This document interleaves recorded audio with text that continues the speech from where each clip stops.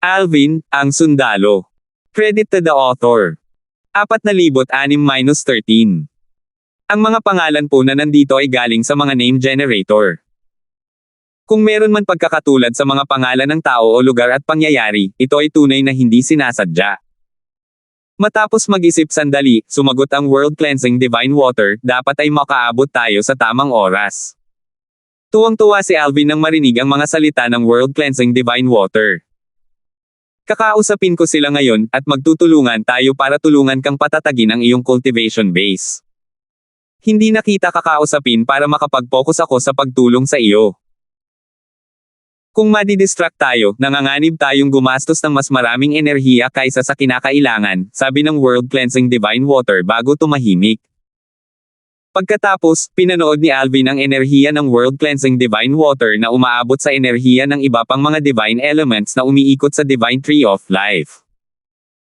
Di nagtagal, 5 guhit ng enerhiya ang lumabas mula sa maliit na bakana ng kanyang little world at pumasok sa kanyang katawan.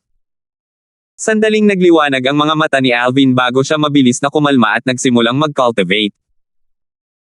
Sa tulong ng mga salita ng 5 divine elements at ng World Cleansing Divine Water, hindi siya nagduda kung mapapatatag niya ang kanyang cultivation base bago magsimula ang pista ng 7 mansyon. Nawala sa isip ni Alvin ang oras habang ibinababa niya ang sarili sa kanyang cultivation. Ang mga enerhiya ng 5 banal na elemento ay nagdadala ng masaganang langit at enerhiya ng espiritu mula sa kanyang maliit na mundo, kaya ang hindi gaanong mainam na kapaligiran sa cultivation sa lumilipad na barko ay hindi na niya ikinababahala. Sa ilalim ng normal na mga pangyayari, hindi isusugal ni Alvin na ilantad ang pagkakaroon ng kanyang maliit na mundo. Gayunpaman, sa pamamagitan ng 5 banal na elemento, hindi siya nag-aalala tungkol sa pagtagas ng enerhiya ng espiritu ng langit at lupa sa kanyang maliit na mundo o sa pagtuklas. Dahil malapit si Pong kay Alvin, walang nanggulo sa cultivation ni Alvin. Gayunpaman, kahit wala si Pong, walang magiging hanggal para manggulo kay Alvin na malinaw na nag-cultivate, gayong alam nilang umaasa ang Pure Yang sect sa kanya para sa pista ng 7 mansyon. Habang ang mga kasama mula sa Pure Yang sect ay patungo sa Profound Jade Mansion, iba't ibang puwersa ang papunta rin sa Profound Jade Mansion. Mayroon ding ilan na magkakahiwalay upang umalis. Sa Walker Clan ng Eastern Ridge Mansion, isang lumilipad na barko ang kakaalis lang mula sa lupain ng Walker Clan. Ang lumilipad na barko ay hindi katulad ng mga ordinaryong lumilipad na barkong pang-emperador dahil ito ay hinulma ng isang bihasang eksperto sa artifact, na isang mabuting kaibigan ng isa sa mga ninuno ng Walker Clan. Mas maluwang ito kaysa sa mga ordinaryong lumilipad na barkong pang-emperador. Gayunpaman, kung pag-uusapan ng bilis, ang pasadyang ginawang lumilipad na barko ay katulad lamang ng iba pang mga lumilipad na barkong pang-emperador. Sa sandaling ito, maraming miyembro ng Walker Clan ang nagsisiksikan sa bawat sulok ng lumilipad na barko. Ang pangkat mula sa Walker Clan ay pinangunahan ng isa sa mga nakatatanda sa ginintoang upuan ng Walker Clan, si Theodore. Ang Walker Clan ay dating mayroong 3 Golden Seat Elders, ngunit isa sa kanila, si Jules, ay namatay na ilang panahon na ang nakalilipas.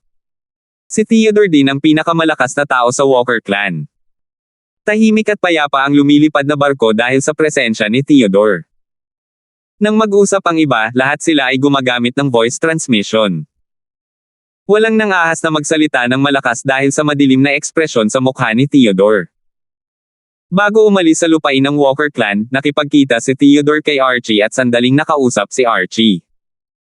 Nang mga panahong iyon, may ngiti pa rin sa mukha si Theodore. Gayunpaman, pagkatapos nilang sumakay sa lumilipad na barko at makahanap ng lugar na mapagtataguan si Archie, nawala ang ngiti ni Theodore at napalitan ng madilim na ekspresyon. Isang elder ng Walker Clan ang nagpadala ng mensahe sa isa pang elder na nakatayo sa tabi niya. Hay nako! Dapat maalala ng ninuno si Ninunong Jules. Sang-ayon ako. Hindi lang ang ating angkan ang naapektuhan ng pagkamatay ni Ninunong Jules, kundi pati na rin ni Ninunong Theodore. Bukod dito, sigurado akong nag-aalala rin siya sa kanyang tagumpay. Kahit na makakuha si Archie ng lugar para makapasok siya sa Secret Holy Realm, hindi garantiya na makakalusot siya roon. Dapat mong malaman na nauubusan na siya ng oras, lalo na kung hindi siya makakalusot. Maya-maya, binasag ni Theodore ang katahimikan sa lumilipad na barko. Tiningnan niya ang binata na nakaupo ng nakakross ang mga paa sa isang sulok at nagtanong ng may nag-aalab na mga mata, "Little Hunger, nakalimutan kong tanungin ka kanina. Na-stabilize mo na ba ang iyong cultivation base?" Namulat ang binata nang marinig ang mga salita ni Theodore. Tumayo siya at magalang na sinabi, "Ninuno, hindi ita binaygo. Nagawa kong patatagin ang aking cultivation base." Agad na sumili ang isang malapad na ngiti sa mukha ni Theodore. "Napakaganda niyan. Magandang balita ito. Hindi na magiging problema para sa iyo na mapasama sa top 3 sa pista ng 7 mansyon ngayong na-stabilize mo na ang iyong cultivation base. Marahil, maaari ka pang maghiganti kay Alvin sa pamamagitan ng pagkatalo sa kanya." Lumawak ang kanyang ngiti habang patuloy na sinasabi, si Alvin ay isang intermediate Lord of Gods lamang ng mahigit isang dekada. Imposible para sa kanya na ganap na patatagin ang kanyang cultivation base sa loob ng maikling panahon. Kahit na siya ay lubos na may talento at binigyan siya ng maraming resources ng Pyryang sect, imposibleng makamit niya ang ganoong kagalingan. Kung hindi pa niya lubos na na-stabilize ang kanyang cultivation base, nangangahulugan ito na hindi gaanong tataas ang kanyang lakas. Natalo ka na sa kanya dati, ngunit sa pagkakataong ito, matatalo mo siya sa harap ni Dylon. Nabalitaan kong si Dylon ay isa sa 2 taong namumuno sa entourage ng Pyryang sect. Malamig na kumislap ang mga mata ni Theodore nang banggitin niya si Dylon. Mula nang gamitin ni Dylon ang kanyang prominenteng banal na artifact na may kumpletong kaluluwa ng artifact, alam niyang siya, na halos hindi kayang tapatan ni Dylon noon, ay hindi na makakalaban ni Dylon. Kung maglalaban sila, may posibilidad na matalo siya ni Dylon sa loob ng 10 galaw. Dylon! Nag-alab ang galit sa mga mata ni Archie nang marinig ang mga sinabi ni Dylon. "Ipagpatuloy mo lang ang magandang gawain. Sa iyong pag-unlad, maaaring maipaghiganti mo ang iyong lolo sa tuhod sa hinaharap," sabi ni Theodore sa pamamagitan ng voice transmission. Hindi nararapat na lantara na sabihin ang mga ganoong salita para pukawin si Archie. Kung sakaling mabalitaan ito ni Dylon, sino ang mag-aakala na sisimulan ni Dylon ang gulo hanggang sa ugat? Maaaring may mga especially iya sa barkong lumilipad. Kung may mangyari sa kanya o sa Archie, matatapos ang Walker clan. Hindi lamang mawawala sa Walker clan ang kanilang pinakamalakas na makapangyarihang nilalang, kundi mawawala rin sa kanila ang kanilang pinakanamumukod tanging batang prodigy na siyang magiging haligi ng angkan sa hinaharap. Mababa ang boses ni Archie habang nagtatanong siya sa pamamagitan ng voice transmission, "Ninuno, pinapayagan ba ang pagpatay sa pista ng 7 mansyon?" Bahagyang nagulat si Theodore sa sinabi ni Archie. Tinitigan niya ng mabuti si Archie habang sinasabing, sa normal na sitwasyon, bawal ito. Ang tanging paraan ay kung papayag ang kalaban mo sa isang labanang may bahid ng buhay o kamatayan. Kahit na ganoon, kailangan mo pa ring kumuha ng kasunduan mula sa konseho ng pista ng 7 mansyon. Natural lang na alam ni Theodore na gustong patayin ni Archie si Alvin noong pista ng 7 mansyon. Matigas niyang sinabi, "Gayunpaman, hindi ako sang-ayon na hamanin mo si Alvin sa isang labanang may bahid ng buhay o kamatayan. Hindi naman sa iniisip kung wala kang laban sa kanya, pero si Alvin ay isang halimaw. Naniniwala akong matatalo mo siya at mapabilang sa nangungunang 3 sa pista ng 7 mansyon, pero ibang usapan na ang pagpatay sa kanya. Sino ang nakakaalam kung ano ang kaya niyang gawin kung mahuli ka? Kahit na hamanin ka niya isang labanang may bahid ng buhay o kamatayan, ipapayo ko sa iyo na tumanggi. Sana ay maintindihan mo ang mga iniisip ko. Hindi na kayang sumugal pa ang Walker clan, at ikaw ang pag-asa ng aming angkan." Pagkatapos ng maikling sandali, sumagot si Archie, "Naiintindihan ko, Ninuno." Sa sandaling ito, 2 lumilipad na barko ang papalapit sa labas ng Profound Jade Mansion. Ang mga barkong ito ay mula sa isa sa 7 mansions, hindi kasama ang Eastern Ridge Mansion at ang Green Province Mansion. Sa isa sa mga lumilipad na barko, isang grupo ng mga binata ang nagtitipon sa isang sulok at nagkukwentuhan. "Hoy, sa tingin mo ba ay kasing talentado ni Alvin mula sa Eastern Ridge Mansion gaya ng sinasabi ng mga chismis? Wala pa siya sa 3,000 taong gulang, pero natalo niya ang Archie ng Walker clan. Maaaring hindi totoo ang mga chismis. Kilala ko si Archie. Napakalakas niya. Wala akong laban sa kanya. Hindi ako naniniwalang matatalo siya ng isang taong wala pa sa 3,000 taong gulang. Kung gayon, malalaman natin ng sigurado sa pista ng 7 mansyon. Mayroon tayong isang advanced na Lord of Gods na kumakatawan sa ating puwersa sa pagkakataong ito. Hindi dapat maging problema para sa kanya na mapabilang sa top 10. Bagamat hindi siya kasing lakas ni Archie, isa pa rin siyang advanced Lord of Gods. Tiyak na mapapasailalim siya sa top 10. Naaalala ko na may 6 na advanced Lords of Gods na lumahok sa nakaraang pista ng 7 mansyon. Lahat ng 6 sa kanila ay nasa top 10. Hay nako! Napakahirap maging isang advanced na Lord of Gods bago umabot sa edad na 10,000. Sa palagay ko ay hindi ako magiging isang advanced na Lord of Gods bago umabot sa 12,000 taong gulang. Maraming taong naglalakbay papunta sa Profound Jade Mansion para sa pista ng 7 mansyon ang nag-uusap tungkol kay Alvin. Lahat sila ay interesado sa binata na sumikat ng husto matapos talunin si Archie, ang pinakanatatanging prodigy na wala pang 10,000 taong gulang sa Eastern Ridge Mansion.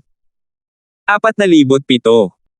Ang pista ng 7 mansyon ay ginanap sa malalim na mansyon ng Jade, at ito ay sama-samang pinangunahan ng 4 na nangungunang puwersa sa malalim na mansyon ng Jade. Sa halip na gamitin ang isa sa kanilang mga ari-arian bilang lugar, pinili nila ang isang malawak na lupain sa labas. Ang piraso ng lupa ay matatagpuan sa isang bundok sa matayog na hanay ng kabundukan sa Profound Jade Mansion. Pinatag nila ang tuktok ng bundok, kaya't nabuo ang isang piraso ng malawak na lupain. Maliit na lumulutang na isla ang nagliparan sa himpapawid. Napakaliit ng mga ito kaya't kakaunti lamang ang kasya sa bawat isa sa kanila. Sa ngayon, ito ang pinakamaliit na lumulutang na isla na nakita ni Alvin.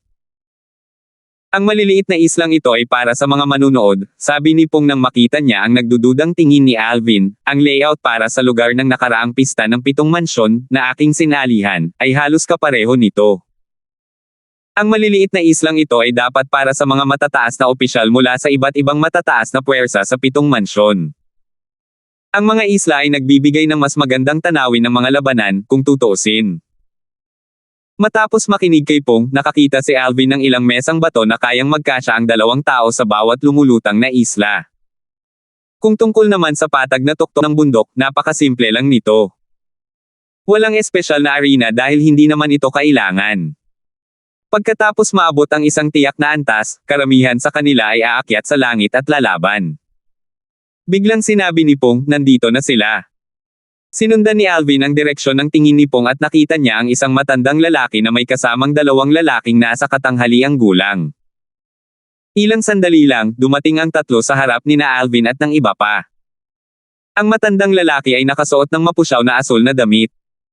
Ang kanyang buhok ay kumislap dahil sa katandaan, ngunit ang kanyang mukha ay halos katulad ng sa isang lalaking nasa katanghaliang gulang. Ang kanyang ekspresyon ay orihinal na seryoso, ngunit pagdating, ang kanyang mga mata ay nagniningning ng maliwanag habang nakatingin kina Dylan at Peggy, na nanguna sa pangkat mula sa Pure Yang sect dito. Binati ng matandang lalaki ang 2 ng may ngiti, Elder Ye, Elder Lanten, matagal na tayong hindi nagkikita, pero pareho pa rin kayong kaakit-akit gaya ng dati. Ang 2 lalaking nasa katanghaliang gulang na nakatayo sa likuran ng matandang lalaki ay nakatingin din kina Dylan at Peggy. Nang tumingin ang isa sa mga lalaking nasa katanghaliang gulang kay Dylan, naging komplikado ang kanyang tingin. Siya si Kizon Hamilton. Isa siyang elder ng isang sekta na may ranggong emperador, ang Fortune Sect, sa Profound Jade Mansion. Isa rin siya sa pinakamalakas at advanced na Lords of God sa Fortune Sect. Noong pista ng 7 mansyon 10,000 taon na ang nakalilipas, minsan niyang natalo si Dylan sa wala pang 10 galaw, at kalaunan, nagawa pa niyang mapabilang sa top 10. Tungkol naman sa matandang lalaking nakatayo sa harap ni Kizon, siya ang ama at Panginoon ni Kizon. Isa siyang panimulang emperador ng mga Diyos mula sa sekta ng kapalaran. Ang pangalan niya ay Labrador Hamilton. Elder Hamilton, bati ni Peggy nang may pagtango at ngiti. Tungkol naman kay Dylan, pagkatapos niyang batiin si Labrador, tumingin siya kay Kizon, na nakatayo sa likuran, at sinabing, Senior Brother Hamilton, 10,000 taon na tayong hindi nagkikita. Kumusta ka? Maliwanag ang ngiti ni Dylan, at mahinhin ang kanyang kilos kapag kausap si Kizon, na mas mababa ang katayuan kaysa sa kanya. Gayunpaman, dumilim ang ekspresyon ni Kizon nang marinig niya ang palakaibigang pagbati ni Dylan. Gayunpaman, sinabi niya, Elder Ye. Tama, 10,000 taon na tayong hindi nagkikita. Malaki na ang ipinagbago mo. Noon, bata pa ako, pabaya, at walang alam.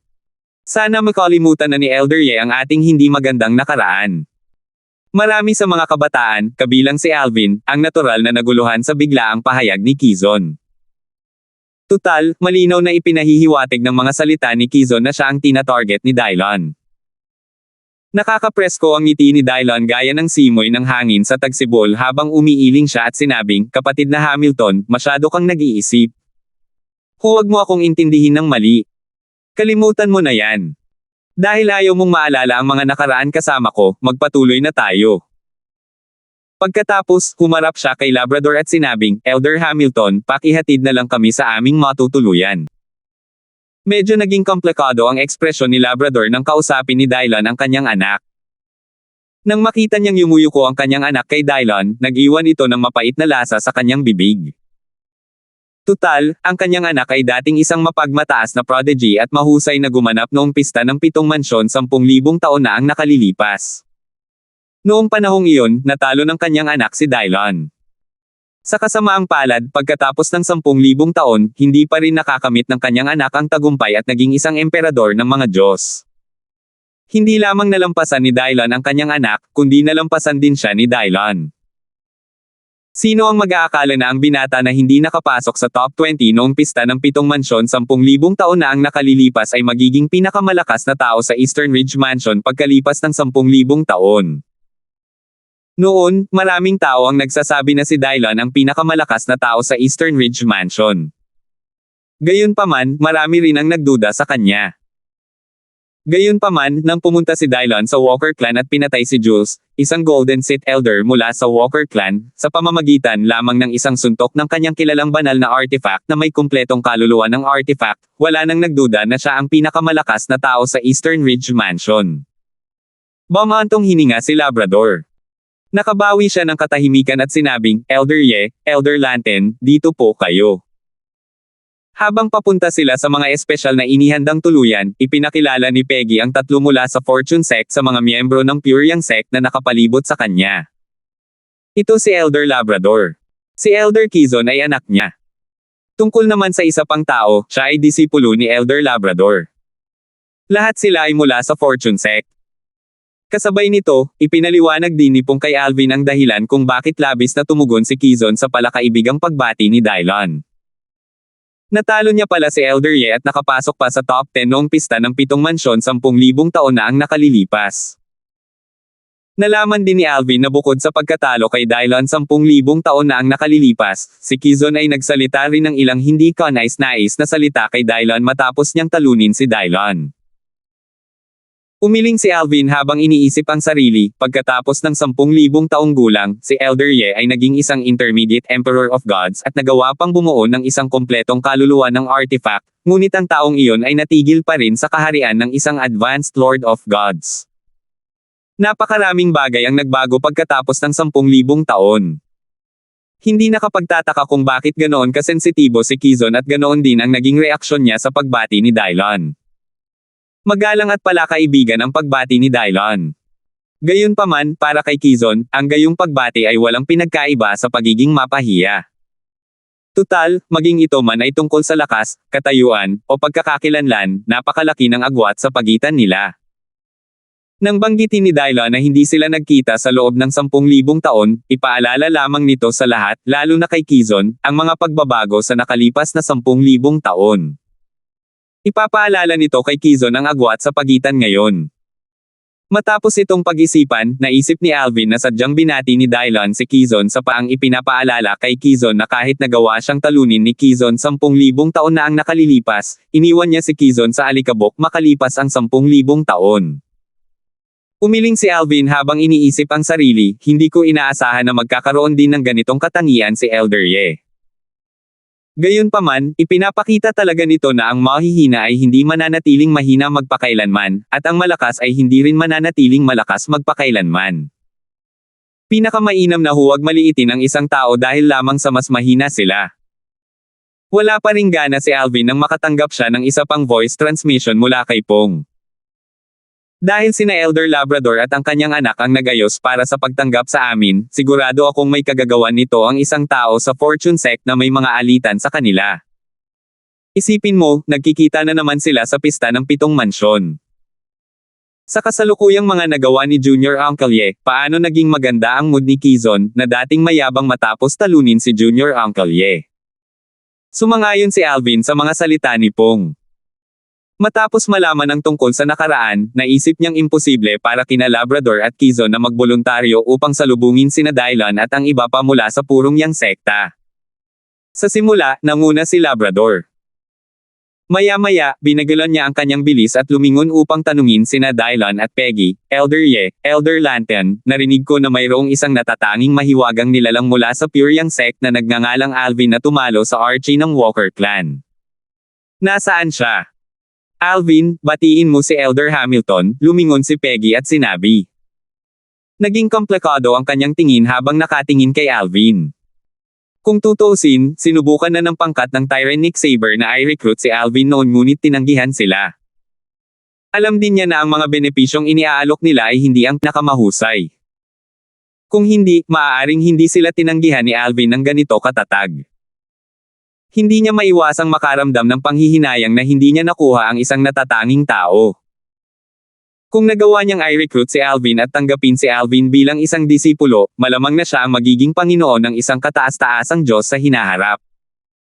Sa palagay ni Peggy, hindi dapat magkaroon ng problema si Alvin na maging isang kataas-taasang Diyos. Tiwala siya na si Alvin ay madaling magiging isang advanced na emperador ng mga Diyos kahit na ito ay isang mahirap na gawain para sa mga karaniwang cultivator. Kaya naman, nadama niya na si Alvin ay may mataas na potensyal na maging isang kataas-taasang Diyos sa hinaharap. Dahil tinawag na siya, natural na hindi na tumanggi si Alvin. Humakbang siya ng ilang hakbang paabant bago niya ikinuyom ang kanyang mga kamao kay Labrador ng bahagya at sinabing, pagbati, Elder Hamilton. Ako si Alvin. Bukod kay Labrador, sina Kizon at ang disipulo ni Labrador ay nakatingin din kay Alvin. Ang tatlo mula sa Fortune Sect ay halatang mausisa tungkol kay Alvin. Bumantong hininga si Labrador habang sinasabing, ang gwapo mo palagayan ng sabi-sabi. Isa pa, napakatalentado mo. Wala ka pang ang 3,000 taong gulang pero isa ka ng Intermediate Lord of Gods. Isa kang natatanging prodigy. Mapagkumbabang tumugon si Alvin sa papuri ni Labrador. Pagkatapos noon, namayani ang katahimikan. Mabuti na lang at hindi nagtagal ay nakarating sila sa kanilang destinasyon. Nakatayo sila sa isang kanya na napapalibutan ng magagandang bundok na may kumikinang na mga ilog. Ito ang lugar na espesyal na inihanda para sa mga tao mula sa Pure Yang Sect. Ang mga patio at ang mga bahay na gawa sa kahoy sa kanyon ay mukhang bagong-bago, at lahat ng mga pangangailangan nila ay naihanda na rin. Malinaw na hindi pa katagalan ang mga ito ay itinayo. Dahil may ilang buwan pa bago magsimula ang pista ng 7 mansyon, ang mga tao mula sa Pure Yang Sect ay gugugulin ang kanilang oras dito. Elder Ye, Elder Lanten, magkikita tayo sa loob ng 3 buwan. Matapos ipadala ang mga kasama mula sa Pure Yang Sect sa kanilang destinasyon, ang 3 mula sa Fortune Sect ay nagpaalam kina Dylan at Peggy bago umalis. 4,008. Ang lugar para sa pista ng 7 mansyon at ang mga tuluyan para sa iba't ibang puwersa mula sa 7 mansyon ay inayos ng 4 na nangungunang puwersa sa Profound Jade Mansion. Walang mga paghihigpit para sa mga formasayon dito. Sa ilalim ng ganitong mga pangyayari, kahit na ang 4 na nangungunang puwersa sa Profound Jade Mansion ang punong abala ng pista ng 7 mansyon, walang paraan para pakialaman nila ang pista ng 7 mansyon o atakihin ang mga batang disipulo mula sa ibang puwersa para pigilan silang lumahok sa pista ng 7 mansyon. Nakita ni Alvin si Peggy na nagtatayo ng iba't ibang formasayon sa loob at paligid ng kanyon kasama ang isang grupo ng mga elder mula sa Pure Yang Sect. Walang formasyong naitakda bago ito. Kahit na mayroon man, ang mga tao mula sa Pure Yang Sect ay hindi makakapanatag at bubuo pa rin ng sarili nilang mga formasayon. Pagkaraan ng ilang sandali, si Alvin at ang iba pang mga batang disipulo mula sa Pure Yang Sect ay mabilis na pumili ng tig-iisang bahay na gawa sa kahoy. Ang ilan sa kanila ay gustong magsaka ng mag-isa. Nang makita ito, ang mga tamad ay nahiya at napilitan ding magsaka. Mayroon ding mga nagsaka sa mga magarbong lugar na nagpapakita ng kasipagan sa harap ng mga matatanda. Sa katunayan, hindi nakakagulat ang ganitong saloobin. 3 buwan na lamang ang natitira bago magsimula ang pista ng 7 mansyon. Sa karamihan ng mga kaso, imposibleng makagawa ng anumang makabuluhang pag-unlad sa ganoong kaikling panahon kahit gaano pa sila kasigasig sa paglinang. Bukod dito, nariyan din ang pressure ng 7 mansyon na pumipilit sa kanila na hindi nakakatulong sa kanilang paglinang. Gayunpaman, para kay Alvin, ang 3 buwang ito ay isang karera laban sa oras. Ang kanyang cultivation base ay hindi pa ganap na tumatag dahil ang 5 banal na elemento ay nagsisimula pa lamang tumulong sa kanya kamakailan lamang. Ang susunod na 3 buwan ang magiging kritikal na panahon para sa kanya. Kailangan kong lubos na patatagin ang aking cultivation base sa kaharian ng isang intermediate Lord of Gods bago magsimula ang pista ng 7 mansyon. Kung hindi, wala akong pagkakataong mauna sa ranggo. Kahit ang mga elder mula sa Fortune Sect ay inisip na si Alvin ay isang natatanging prodigy, ngunit hindi siya nakaramdam ng pagmamalaki. Maraming natatanging talento ang lalahok sa pista ng 7 mansyon, at marami sa kanila ay hindi mas mahina kaysa sa kanya.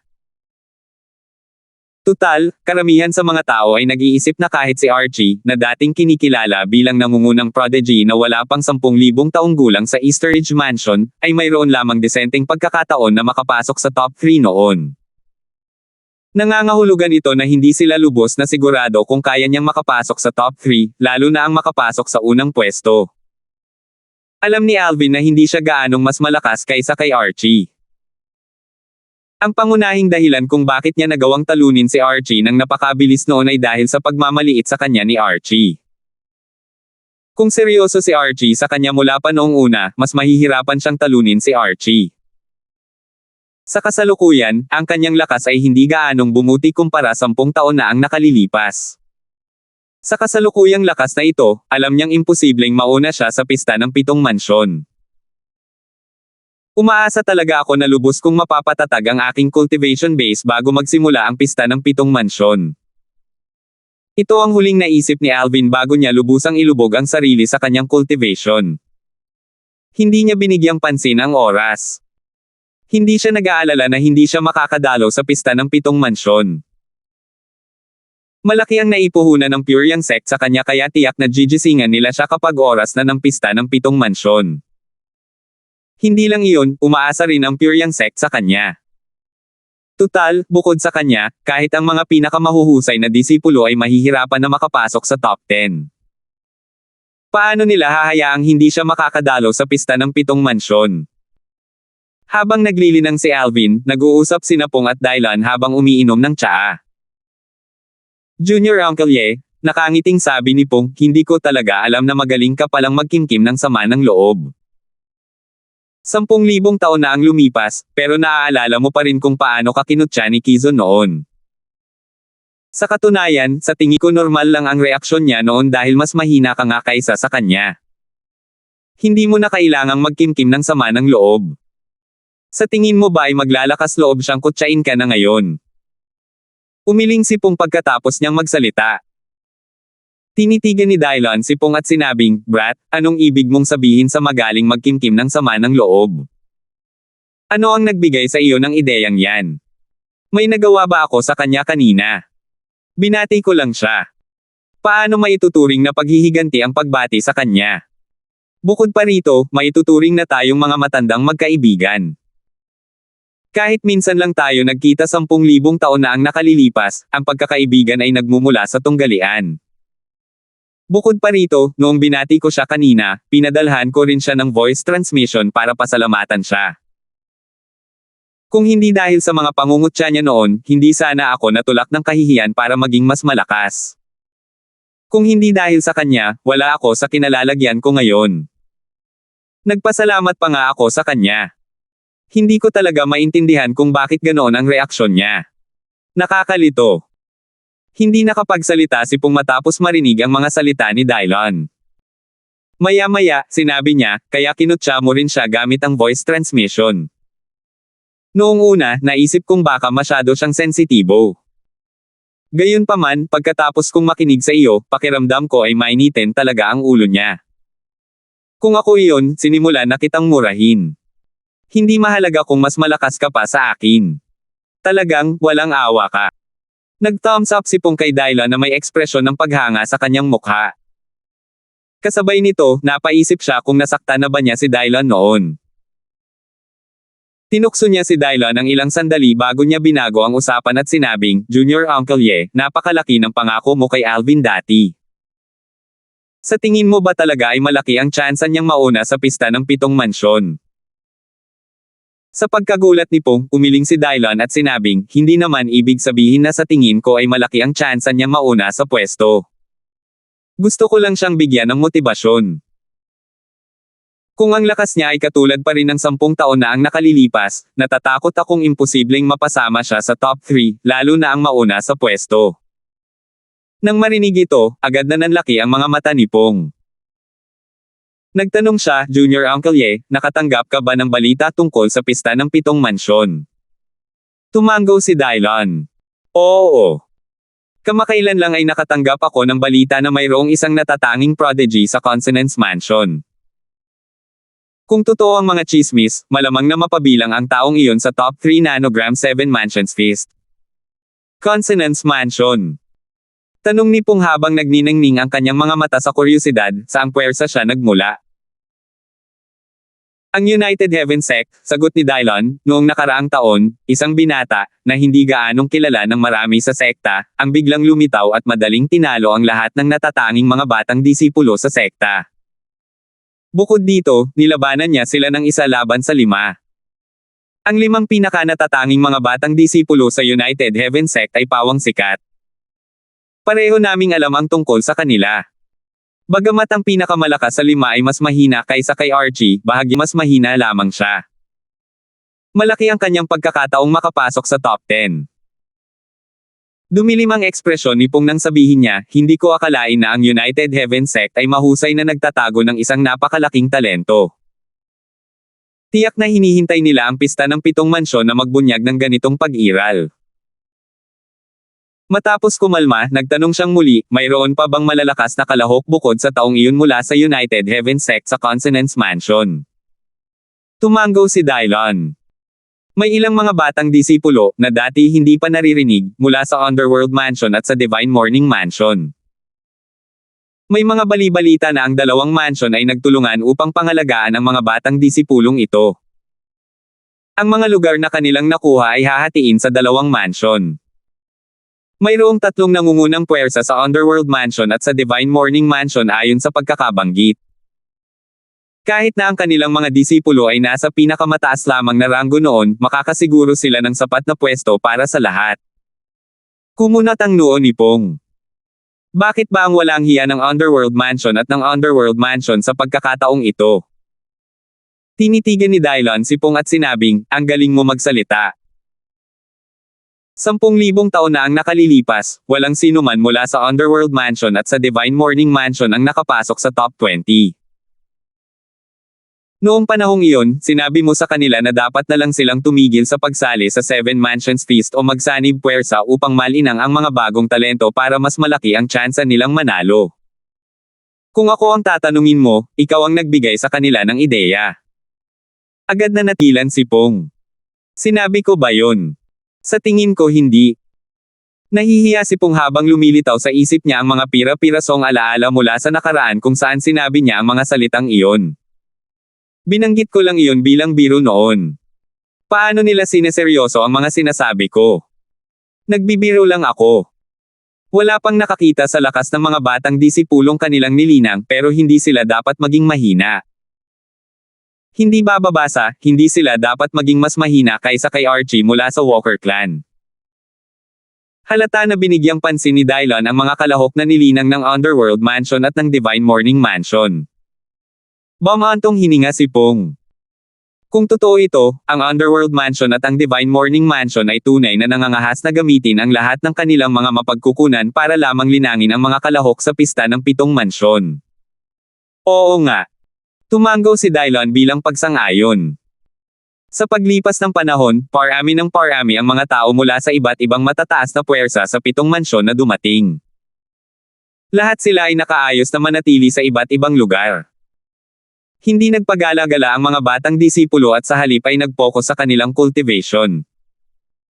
Patuloy na lumipas ang oras, at sa isang kisap mata, 3 buwan na ang lumipas. Alvin. Oras na para umalis. Malapit nang magsimula ang pista ng 7 mansyon. Si Alvin, na nakaupo nang nakakross ang mga paa sa kama sa bahay na gawa sa kahoy, ay ginaising ni Pong ng madaling araw sa araw ng pista ng 7 mansyon. Iminulat niya ang kanyang mga mata. Nagliwanag ang mga ito, at tila nagbago rin ang kanyang aura. Sa wakas magsisimula na rin. Bulong ni Alvin sa sarili. Ilang sandali lang, bigla siyang lumabas at lumitaw sa harap ni Pong. Hindi nagtagal at umalis na ang mga tao mula sa Puryang Sect patungo sa lugar ng pista ng 7 mansyon. 4,000. Hindi nagtagal at nakarating si Alvin sa unang lugar na pinagdalhan sa kanya matapos makarating dito 3 buwan na ang nakalilipas. Ang maliliit na lumulutang na isla na nakalaan para sa mga matataas na opisyal mula sa iba't ibang matataas na puwersa sa 7 mansyon, ay pareho pa rin ng dati. Para naman sa mga batang henerasyon, tanging ang panunood lamang sa himpapawid ang kanilang nagagawa. Si Pong, na nakaupo sa isang mesang bato sa isa sa maliliit na lumulutang na isla, ay nagsabi kay Alvin sa pamamagitan ng voice transmission, "Alvin, bakit hindi ka bumaba rito at umupo kasama namin?" Hindi magagalit sina Junior Uncle Ye at Elder Ye. Agad na tinanggihan ni Alvin ang imbitasyon ni Pong. "Elder Zin, ayos lang ako rito." Pagkatapos noon, patuloy na tumingin-tingin si Alvin sa paligid. Dahil medyo maaga pa, tanging ang Puryang Sect at 3 pang puwersa ang dumating. Gayunpaman, walang mga batang disipulo sa mga tao mula sa 3 puwersang dumating. Natural lamang, ang hitsura ay hindi indikasyon ng edad ng isang tao. Maaaring pumili ang mga kalahok ng mas may edad na hitsura kahit na sila ay wala pang 10,000 taong gulang. Natural lamang na tumayo si Alvin kasama ang iba pang mga batang disipulo mula sa Puryang Sect malapit sa isla kung saan nakaupo ang mga elder mula sa Puryang Sect. Sa sandaling ito, biglang nakatanggap si Alvin ng voice transmission mula kay Dylon. Nandito na ang mga tao mula sa Walker Clan. Bahagyang lumingon si Alvin at nakita ang isang grupo ng mga tao na inaakay ng isang matandang lalaki. Sa isang sulyap pa lamang, nakilala niya ang matandang lalaki. Ito ay walang iba kundi si Theodore, ang Golden Sith Elder ng Walker Clan, na isa ring makapangyarihang Intermediate Emperor of Gods. Pinamunuan niya rito ang mga tao mula sa Walker Clan. Bahagyang nagulat si Alvin. Gayunpaman, nang maalala niya ang kasalukuyang sitwasyon ng Walker Clan, naisip niyang hindi naman talaga ito nakakagulat. Noong nakaraan, mayroong 4 na Intermediate Emperor of Gods sa Walker Clan, si Dominic Walker, ang pinuno ng angkan ng Walker Clan, at sina Theodore, Alexander Walker, at Jules. Na siyang 3 Golden Sith Elder ng Walker Clan. Gayunpaman, sa 3 Golden Sith Elder, namatay si Jules habang si Alexander Walker ay hindi nakaground. Nangangahulugan ito na 2 lamang ang maaaring mamuno sa iba pa rito. Bilang pinuno ng angkan, si Dominic ay mananatili sa angkan upang bantayan ang angkan kaya si Theodore na lang ang natitira. Di nagtagal, naramdaman ni Alvin ang isang mapang-ipong titig na nakatutok sa kanya mula sa likuran ni Theodore. Bago pa man niya ito matingnan ng mabuti, alam na niya kung kanino nanggaling ang mapang-ipong titig na iyon. Tanging si Archie lamang ang magiging ganito kagalit sa kanya sa Walker Clan. Bagamat may kinalaman si Alvin sa pagkamatay ni Jules, hindi sapat para sisihin siya ng Walker Clan. Kung mayroon man, sisisihin nila sina Dylon at Pong. Tanging si Archie lamang ang magtataglay ng ganitong galit sa kanya. Tutal, hindi pa kayang ito ni Archie ang kanyang galit kina Dylon at Pong. Ang pinakahalatang target ngayon ni Archie ay si Alvin. Nang magtama ang tingin ni Alvin kay Archie, hindi itinago ni Archie ang kanyang balak na pumatay. Sa kabaligtaran, malamig pa niyang sinabi kay Alvin, "Alvin, balang araw, papatayin kita para ipaghiganti ang aking lolo sa tuhod."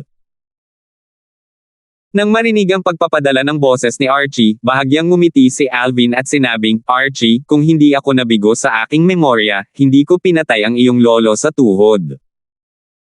Kung gusto mong maghiganti, maling tao ang tinitingnan mo." Kahit papaano, hindi ako dapat ang pangunahing target. Tumawa lang si Archie bilang tugon. Nagdilim ang kanyang ekspresyon, at tumindi ang kanyang balak na pumatay habang patuloy siyang nakatitig kay Alvin. Kasabay nito, sinundan ni Theodore, na namuno sa mga kasamahan ng Walker clan, ang direksyon ng tingin ni Archie at nakita si Alvin. Pagkatapos, kumislap ang kanyang mga mata ng may hindi maintindihang emosyon. Maya-maya, inilipat niya ang kanyang mga mata sa maliit na lumulutang na isla malapit kay Alvin, at nang mapunta ang kanyang mga mata sa isang walang inaalala na figure na nakasuot ng ginintoang damit sa isla, sumili ang hindi maitagong takot sa kanyang mga mata. Ang figure na nakasuot ng ginintoang damit ay walang iba kundi si Dylon. Elder Walker, sumunod ka sa akin. Ang mga matataas na opisyal ng Walker clan ay inayos upang maupo sa maliit na lumulutang na isla sa tabi ng maliit na lumulutang na isla ng Pyryang sect. Walang nakakaalam kung ito ay sinasadya o hindi. Ang distansya sa pagitan ng dalawang maliliit na lumulutang na isla ay maaaring mukhang malayo sa karaniwang magsasaka, ngunit wala lang ito para sa mga nasa isla. Kasunod ng pangunguna ni Theodore, ang mga matataas na opisyal ng Walker clan ay naupo sa maliit na lumulutang na isla. Sa oras na ito, umalangaw-ngaw ang tawanan sa hangin bago isang masayang boses ang tumawag, Elder Walker. Ang may-ari ng boses ay isang matipunong lalaking nasa katanghaliang gulang. Ang matipunong lalaking nasa katanghaliang gulang, kasama ang mga taong nasa likuran niya, ay agad na lumitaw sa harap ng mga tao mula sa Walker clan. Nang makita ang matipunong lalaking nasa katanghaliang gulang, pinatayo ni Theodore ang mga matatanda mula sa Walker clan bago magalang na tumanggo sa lalaking nasa katanghaliang gulang. Pinuno rin. Ang matipunong lalaking nasa katanghaliang gulang ang pinuno ng Alyansa ng Kabutihan at Katarungan ng Eastern Ridge Mansion. Hindi nagulat ang mga tao mula sa Walker clan na ang pinuno ng alyansa ang personal na namuno sa mga kasamahan mula sa alyansa rito. Hindi tulad ng mga sekta at angkan, ang alyansa ay nabuo at pinamumunuan ng isang grupo ng mga makapangyarihang tao. Ang titulong pinuno ng alyansa ay isa lamang titulong parangal. Gayunpaman, kailangan pa rin ng isang tao na magkaroon ng sapat na lakas upang mabigyan ng ganitong titulo. Ang pinuno ng Alyansa ng Kabaitan at Katarungan ang pinakamalakas na tao sa alyansa. Sinasabing kadalasan ay hindi niya pinamamahalaan ang mga gawain ng alyansa at ginugugol ang halos lahat ng kanyang oras sa saradong paglilinang. Susulong lamang siya kung kinakailangan para kumilos siya. Matapos batiin si Theodore, lumingon ang pinuno ng Alyansa ng Kabaitan at Katarungan at sumigaw, Elder Ye, Elder Lanten, ang tagal nating hindi nagkita. Pinuno rin, tugon ni Peggy matapos siyang tumayo sandali at tumanggo. Kung tungkol naman kay Dylon, sinulyapan lang niya ang kabilang panig bago hindi pinansin ang kabilang panig. Nang makita ito, inakala ng mga batang disipulo ng Walker clan na malamig ang naging tugon ni Dylon dahil sapat ang lakas ni Dylon para gawin ito. Maging si Alvin ay nakaramdam din ng ganoon noong una. Gayunpaman, matapos itong pag-isipan, alam niyang hindi ganoong klaseng tao si Dylon. Tiyak na may dahilan sa likod ng malamig na pagtrato ni Dylon sa pinuno ng Alyansa ng Kabutihan at Katarungan. Gaya ng dati, lumingon si Alvin kay Pong nang mausisa ito. Ilang sandali lang, nakatanggap siya ng tugon mula kay Pong. Noon, ang pinuno ng Alliance of Benevolence and Justice ay hindi nag-isip na si Junior Uncle Ye ay may malaking potensyal. Kaya naman, nagbigay siya ng isang mahalagang bagay, na dapat sana ay napunta kay Junior Uncle Ye, sa isang prodigy mula sa Seven Kills Valley. Gayunpaman, hindi niya ito ginawa dahil mayroon siyang nakatagong motibo. Kung tutuusin, hindi naman siya nito naapektuhan kahit sino pa ang ibigay niya sa bagay na iyon. Wala lang talaga siyang matalinong mata at pinili niyang ibigay ang bagay na iyon sa ibang tao dahil sa tingin niya ay mas may talento ang ibang tao kaysa kay Junior Uncle Ye. Napakahalaga ng bagay na iyon kay Junior Uncle Ye noong panahong iyon. Nang marinig ito, napagtanto rin ni Alvin na si Dylon, na labis na nagpoprotekta sa kanyang sariling mga tao, ay talagang kayang magkimkim ng sama ng loob sa loob ng mahabang panahon. Dahil dito, ibang-iba ang reputasyon ni Dylon sa loob at labas ng Pyryang sect. Ang reputasyon ni Dylon sa labas ng Pyryang sect ay hindi gaanong maganda habang ang kanyang reputasyon sa sekta ay malinis. Sa madaling salita, lahat ng tao sa Eastern Ridge Mansion ay maaaring mahal o kinamumuhian si Dylon. Di nagtagal matapos manirahan ang mga tao mula sa Alliance of Benevolence and Justice sa kanilang maliit na lumulutang na isla, isa pang grupo ng mga tao ang dumating. Pinangunahan sila ng mga mula sa Profound Jade Mansion patungo sa isang maliit na lumulutang na isla sa kabilang panig ng maliit na lumulutang na isla ng Pure Yang Sect. Matandang Ye, Matandang Lantern. Nakakita si Alvin ng ilang pamilyar na mukha sa grupong ito. Kaya, alam niyang taga Seven Kills Valley sila. Kabilang sa mga taong nakilala ni Alvin mula sa Seven Kills Valley, naroon si Chok Yu, na sumalubong kay Pung at sa iba pa noong trading conference.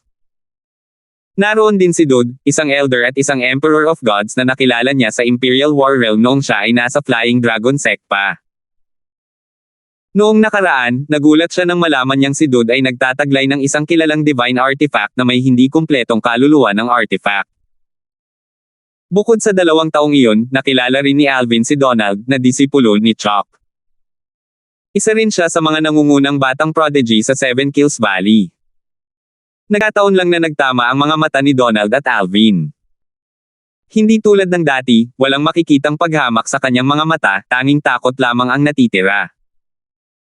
Ang taong namumuno sa mga tao mula sa Seven Kills Valley ay hindi si Chok o si Dudhong. Isa itong matandang lalaki na hindi pamilyar kay Alvin. Sa kabila ng kanyang edad, mukhang masigla siya, at ang kanyang mga mata ay tila matalas. Matapos tingnan sandali ang matanda, ibinalik ni Alvin ang tingin kay Dod. Natuklasan niyang halos kapareho ni Dod ang matanda. Dati, narinig ko si Elder Zin na nagsabing ang lolo sa tuhod ni Dod ay isa sa iilang mga intermediate emperors of God sa Seven Kills Valley. Ang matandang lalaki ay dapat na lolo sa tuhod niya. Katulad ni Pung, si Dud ay isang simpleng emperador ng mga Diyos.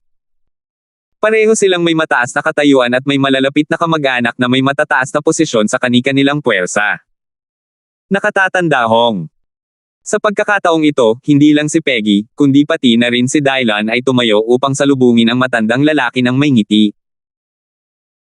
Nang makita ito, tinanong ni Alvin si Pung sa pamamagitan ng voice transmission, Elder Zin, huwag mong sabihin na may sama rin ng loob si Elder Ye kay Elder Hong. Nabigla si Pung sa tanong ni Alvin.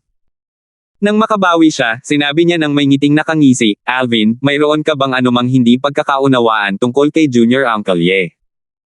Siya, hindi talaga siya mahilig magtanim ng sama ng loob. 4,010. Hindi sumagot si Alvin matapos makinig sa mga salita ni Pong, ngunit nagreklamo siya sa loob-loob, hindi siya mahilig magkimkim ng sama ng loob.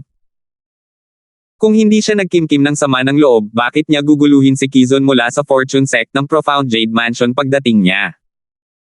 Kung hindi siya nagkimkim ng sama ng loob, bakit niya papansinin ang pinuno ng Alliance of Benevolence and Justice gayong ang kabilang partido ang nagkusa na bumati sa kanya? Tahimik na umiling si Alvin. Alam niyang kayang kumilos ni Dylon dahil sa lakas nito. Marahil, hindi sana nang ahas si Dylon na kumilos sa ganitong paraan 10,000 taon na ang nakalilipas. Gayunpaman, kung ang lakas ni Dylon ay katulad ng 10,000 taon na ang nakalilipas, hindi rin sana nagkusa ang pinuno ng alyansa ng kabutihan at katarungan na salubungin si Dylon. Matapos makipagpalitan ng mga kaaya-ayang salita ang matanda kina Dylon at Peggy at pinangunahan ang kanyang mga tao patungo sa kanilang itinalagang maliit at lumulutang na isla, hindi na nagsalita ang mga tao mula sa Seven Kills Valley at sa Pure Yang Sect. Nandito na ang mga tao mula sa Seven Kills Valleys. Dapat ay malapit nang dumating ang mga tao mula sa Dragon Martial Divine Sect, di ba? Tumingin si Alvin sa paligid. Nakikita niya ang parami ng paraming tao na paparating. Kailangan lang niyang tingnan ang maliliit na lumulutang na isla para malaman kung ilang puwersa pa ang dumarating. Pagkaraan ng ilang sandali, nakumpirma niyang wala pang 10 puwersa ang dumarating. Di nagtagal, isa pang grupo ng mga tao ang lumitaw at bumati kina Dylon at Peggy, na nakakuha ng atensyon ni Alvin. Matandang Ye, Matandang Lantern.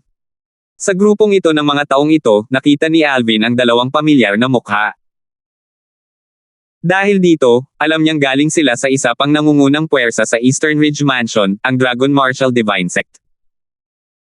Ang Dragon Martial Divine Sect ay bahagyang mas mahina kaysa sa Pure Yang Sect, ngunit mas malakas ito kaysa sa Walker Clan. Tumayo sina Dylon at Peggy at ngumiti. Nakatatanda Dod. Nang makita ito, hindi na kinailangang tanungin ni Alvin si Pong. Alam niyang tiyak na walang anumang alitan si Dylon sa Elder Dude na ito mula sa Dragon Martial Divine Sect. Pagkatapos magpalitan ng mga kaaya-ayang pagbati, binati ng mga tao mula sa Dragon Martial Divine Sect ang mga tao mula sa Seven Kills Valley bago pumunta sa maliit na lumulutang na isla na katabi ng Seven Kills Valley. Kasunod nito, nakita ni Alvin na karamihan sa natitirang maliliit na lumulutang na isla ay nasakop na rin. Mula simula hanggang katapusan, bukod sa mga puwersa sa Eastern Ridge Mansion, ang iba pang mga puwersa mula sa 6 na mansion ay hindi man lang sila sinalubong.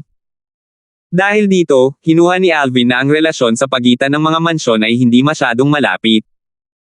Tila hindi sila magkakilala. Kung tutuusin, kung magkakilala sila, magbabatian sana sila. Kung hindi, hindi nila papansinin ang isa't isa. Hindi nakakagulat kung ang tanging pagkakataon na nagtagpo ang kanilang mga landas ay sa pista ng 7 mansyon lamang. Gayunpaman, ang hindi pagbati sa isa't isa o hindi pagpansin sa isa't isa sa panlabas na anyo ay hindi nangangahulugang hindi nila binibigyang pansin ang mga galaw ng isa't isa. Bagamat walang sinuman mula sa 6 na mansyon ang bumati kina Dylon at Peggy, paminsan-minsan ay nakikita ni Alvin ang maraming tao na nakatingin sa kanilang direksyon. Alam niyang hindi siya ang tinitingnan ng mga ito. Bagamat medyo sumikat na siya, walang nakakaalam kung ano ang hitsura niya. Kaya naman, alam niyang si Dylon ang tinitingnan nila. Malinaw na kumalat na ang balita tungkol sa kilalang banal na artifact ni Dylon na may kumpletong espada. Kung hindi, dahil lamang sa mga nakaraang nagawa ni Dylon, hindi pa sapat ang mga ito para makakuha ng ganitong atensyon. Pinagmamasdan pa rin ni Alvin ang kanyang paligid ng may malakas na boses na umalingaw-ngaw sa hangin. Mga kaibigan at mga batang talento mula sa iba't ibang mansyon, maligayang pagdating sa Profound Jade Mansion. Kasunod nito, nakakita si Alvin ng 4 na taong lumilipad pataas mula sa 4 na magkakaibang maliliit na lumulutang na isla. Kanina, sinabi sa kanya ni Pong na ang 4 na nangungunang puwersa sa Profound Jade Mansion ay uupo rin sa maliliit na lumulutang na isla. Lumipad ang 4 na tao papunta sa gitna at magkatabing tumayo. Sila ay 3 matandang lalaki at isang lalaking nasa katanghaliang gulang. Ang lalaking nasa katanghaliang gulang na nagsalita kanina ay tumingin sa paligid bago malakas na nagsalita, isang malaking karangalan para sa Profound Jade Mansion na magdaos ng pista ng 7 mansyon sa pagkakataong ito. Maraming taong naruroon ay mga matandang kaibigan, ngunit marami ring mga bagong mukha na kalahok sa 7 Kills Mansion. Ang pangalan ko ay Romano, at ako ang Golden Rock Elder mula sa Howling Flame Sect ng Profound Jade Mansion. Matapos magpakilala, ipinakilala ng lalaking nasa katanghaliang gulang ang 3 matandang lalaki sa tabi niya. Ang nasa kaliwa ko ay ang Decreed Elder ng Fortune Sect, si Justice. Kilala siya bilang ang Deep Jade God of Sword, at siya ang pinakamahusay na sword cultivator sa ating Profound Jade Mansion. Matapos makinig sa pagpapakilala, hindi napigilan ni Alvin na tumingin pa ng kaunti sa Decreed Elder ng Fortune Sect. Sa kabila ng kanyang edad, si Justice ay nakatayo ng matangkad at tuwid na parang sibat. Bagamat napakahina nito, nararamdaman niya ang bahagyang matalas at mabangis na aura mula kay Justice. Malinaw na pinipigilan ni Justice ang kanyang sarili kaya maiisip ng isa kung gaano kaitikot ang kanyang aura kung hindi niya pipigilan ang kanyang sarili. Mukhang malapit ng maging dalubhasa nitong si Elder Ding ang sword daw. Si Alvin, na nakapag-master na ng sword daw, ay bahagyang naramdaman ito mula sa aura ni Justice. Sa pagkakataong ito, umiling si Justice at sinabing, lahat kayo, labis akong pinupuri ni Elder Lin. Hindi ako Diyos ng espada. Isa lamang akong ordinaryong cultivator na interesado sa sword daw. Tungkol naman sa sword daw, sino sa lugar na ito ang maglalakas loob na sabihin na kaya niyang talunin si Elder Dylon mula sa Pure Yang Sect ng Eastern Ridge Mansion? Sa 7 mansions, si Elder Ye lang ang nakakabisado sa sword daw. Pagkarinig ni Justice ng boses, agad na napunta ang atensyon ng lahat kay Dylon. Bahagya lamang ngumiti si Dylon at sinabing, Elder Ding, masyado mo rin akong pinupuri. Bukod pa riyan, isang hakbang na lang ang layo mo para maging dalubhasa ka sa sword daw. Si Dylon, na dalubhasa rin sa sword daw, ay natural na nararamdaman ito tulad ni Alvin. Dahil sa kanyang cultivation base, mas malinaw niya itong nararamdaman kaysa kay Alvin. Maaaring hindi ito makumpirma ni Alvin, ngunit mapatunayan ito ni Dylon. Nagningning ang mga mata ni Justice nang marinig ang mga salita ni Dylon. Tumawa siya at sinabing, "Elder Ye, ang galing ng mga mata mo." Pagkatapos ng pista ng 7 mansyon, nais kong imbitahan si Elder Ye at lahat ng mula sa Puryang Sect na manatili muna sa Fortune Sect. Tatrituhan kayong lahat ng aming sect bilang mga panauhing pandangal. Siyempre, ang pinakamahalaga ay mayroon akong ilang mga katanungan na itatanong kay Elder Ye. Habang nagsasalita si Justice, tila naten sina Romano at ang dalawa pang matatanda. Bagamat alam nilang mahusay si Justice sa paggamit ng espada at naunawaan na niya ang simpleng anyo ng sword daw, wala silang ideya na isang hakbang na lang ang layo niya sa pag-unawa sa tunay na sword daw. Bukod dito, napakalinaw ng intensyon ni Justice. Pinuri niya si Dylon at inimbitahan si Dylon at ang iba pa mula sa Puryang Sect na manatili bilang mga panauhing pandangal sa Fortune Sect upang makuha ang pabor ni Dylon, umaasang matutulungan siya ni Dylon na maunawaan ng maayos ang tunay na sword daw. Sumulyap si Dylon kay Peggy bago sumagot ng nakangiti, "Ikalulugod ko po iyon." Walang dahilan ng Puryang Sect para tanggihan ang imbitasyon ni Justice. Kahit na maging dalubhasa si Justice sa sword daw, hindi nito banta ang Puryang Sect. Kahit na may masamang balak si Justice, magiging mahirap para kay Justice na gumawa ng marami, lalo na't napakalayo ng Profound Jade Mansion mula sa Eastern Ridge Mansion. Lumiwanag ang ngiti ni Justice nang tanggap ni Dylon ang kanyang imbitasyon. Gayunpaman, hindi na siya nagsalita dahil hindi pa ito ang tamang oras. Kasunod nito, si Romano, ang Golden Rock Elder mula sa Howling Flame Sect, ay nagpatuloy sa pagsasabing, ang taong ito ay ang Supreme Elder ng Bond Clan sa Profound Jade Mansion. Siya si Elvis. Bahagyang tumango lamang si Elvis Bond bilang tugon sa pagpapakilala ni Romano. Pagkatapos, ipinakilala ni Romano ang pang-apat na tao. Ang taong ito na katabi ni Elder Bond ay ang Vice Sect Leader ng Nether Sword Villa ng Profound Jade Mansion. Siya si Zeno. Si Zeno ay isang payat na matandang lalaki na nakasuot ng itim na roba. Matigas ang kanyang ekspresyon. Katulad ni Elvis Bond, bahagyang tumango lamang siya bilang tugon. Sa pagkakataong ito, kaming apat ang personal na mamamahala sa pista ng 7 mansyon, at ako ang magiging tagapagsalita para sa aming apat. Sisiguraduhin naming lahat ng natatanging mga prodigy ay hindi magdurusa ng hindi kinakailangang pinsala. Tutal, ang mga labanan sa pista ng 7 mansyon ay nilayon upang matulungan ang mga kalahok na umunlad. Hindi kailangang isugal ng mga kalahok ang kanilang buhay para dito. Tungkol naman sa mga patakaran ng pista ng 7 mansyon, pareho lang ang mga ito noong nakaraan. Kung hindi ninyo alam ang mga patakaran ng pista ng 7 mansyon, bibigyan ko kayo ng 15 minuto para makausap ang inyong mga nakatatanda. Kasunod nito, bumalik ang 3 matatanda sa kani-kanilang maliliit na lumulutang na isla habang si Romano ay patuloy na nakatayo sa gitna. Malapit nang magsimula ang pista ng 7 mansyon, nagningning sa pananabik ang mga mata ni Alvin. Dati, sinabi na sa kanya ni Pong ang tungkol sa mga patakaran at proseso ng pista ng 7 mansyon. Una, magpapalabunutan sila upang matukoy ang kanilang mga kalaban. Bilang punong abala, maaaring mandaya ang Profound Jade Mansion, ngunit hindi ito gaanong makakaapekto sa pista ng 7 mansyon. Tutal, sa pinakamarami, matutulungan lamang nila ang kanilang mga batang prodigy na mabuhay ng kaunti pa sa pamamagitan ng pagtulong sa kanila na pumili ng mas mahihinang kalaban sa simula. Ang mga mahihina ay matatanggal pa rin kalaunan habang tumatagal ang kompetisyon. Noong nakaraang pista ng 7 mansyon, walang sino man sa mga punong abala ang nag-abalang mandaya dahil wala itong saysay. Bukod pa rito, kung matuklasan sila, malaki ang magiging epekto ng kanilang reputasyon. Sa huli, mas marami pang negatibong epekto ang pandaraya. Noong panahong iyon, sinabi ni Pong, matapos mapili ang mga kalaban para sa unang round, kung matatalo mo ang iyong kalaban, papasok ka sa grupo ng mga baguhan. Maaaring hamanin ng mga kalahok ang mga mula sa grupo ng mga baguhan.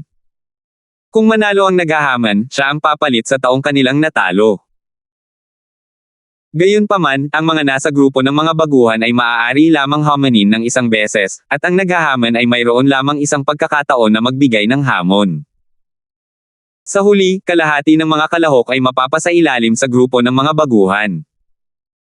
Ang mga nabigong makapasok sa grupo ng mga baguhan ay hindi nawalan ng pag-asa. Sa susunod na round, magkakaroon sila ng pagkakataong makabawi. 4,011. Mabilis na lumipas ang 15 minuto. Sa kalangitan sa itaas ng arena, si Romano, ang elder mula sa Howling Flame sect na siyang mag-host ng pista ng 7 mansyon, ay nakangiting nagsabi, panahon na.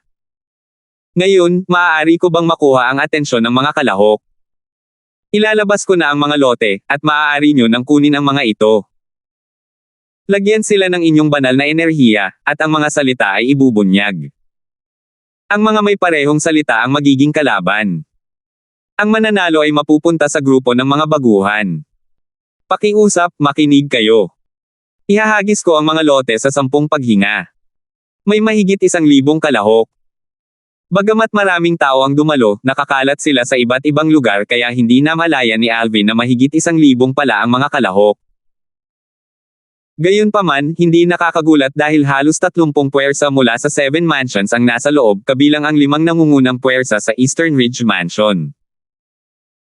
Kung mayroong 40 kalahok mula sa isang puwersa, malamang ay mahigit 1,000 na ang kalahok. Ang 7 mansyon ay ang Eastern Ridge Mansion, ang Green Province Mansion, ang Profound Jade Mansion, ang Consonance Mansion, ang Underworld Mansion, ang Divine Morning Mansion, at ang Feudal Lord Mansion. Mayroong 5 nangungunang puwersa sa Eastern Ridge Mansion at Consonance Mansion. 4 na nangungunang puwersa sa Green Province Mansion, sa Profound Jade Mansion, at sa Feudal Lord Mansion. At mayroong 3 nangungunang puwersa sa Underworld Mansion at sa Divine Morning Mansion. Mayroong 28 puwersa sa kabuuan. Para sa pista ng 7 mansyon sa pagkakataong ito, ang nangungunang puwersa sa 7 mansyon ay nagpadala ng kanilang mga matatanda at mga batang disipulo rito. Nang may 2 o 3 hininga na lang na natitira, umalangaw-ngaw ang paalala ni Peggy sa mga tainga ng mga batang disipulo mula sa Pure Young Sect. Magbigay pansin. Natural na inihanda ni Alvin ang kanyang sarili. Pagkatapos ng 2 paghinga, sa wakas ay nakagawa na ng hakbang si Romano. Casual niyang ikinumpas ang kanyang mga kamay at ang hindi mabilang na mga token ay lumipad sa ere na parang mga talulot ng bulaklak sa harap ng lahat. Pagkatapos, ginamit niya ang kanyang divine energy upang pigilan ang mga token na mahulog sa lupa. Sa sandaling nasa ere na ang mga token. Swoosh! Swoosh! Swoosh! Kumalat ang mga bahid ng enerhiya mula sa mga kalahok habang bawat isa ay kumukuha ng token. Dahil pare-pareho ang hitsura ng mga token, walang nag-aagawan sa mga ito.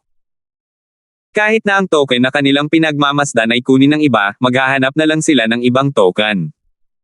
Lahat ay naging magalang. Dahil dito, sa loob lamang ng 12 paghinga, nakuha na nilang lahat ang kanilang mga token. Dapat kong ibuhos ang aking banal na enerhiya dito, mabilis na binigyan ni Alvin ang kanyang token ng kanyang banal na enerhiya. Sandaling kumislap ang token. Nang mawala ang liwanag, gumalaw ang mga sulok ng kanyang mga labi nang makita niya ang salitang ipinahayag. Isang batang disipulo mula sa Pure Young Sect, na nakatayo sa tabi ni Alvin, ang tila napansin ang reaksyon ni Alvin kaya't casual niyang sinulyapan ang token ni Alvin.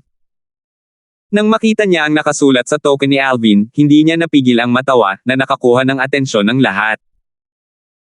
Mabilis na tumugon si Alvin at itinago ang kanyang token, na ikinadismaya ng mga taong sumusulyap sa kanyang token. Para naman sa mga nakakita ng nakasulat sa token ni Alvin, hindi rin nila maiwasang matawa. Alvin, ano iyon? Sige, sabihin mo sa amin. Dahil karaniwang pala kaibigan si Alvin, medyo sikat siya sa mga batang disipulo. Kaya naman, hindi sila masyadong nagpipigil sa kanya. Sa tingin ko ay interesado ang lahat sa iyong token, nakangiting sabi ng isa pang batang disipulo. Muling gumalaw ang mga labi ni Alvin nang maramdaman niya ang mausisang tingin ng lahat, ngunit binaliwala niya lamang ang mga ito.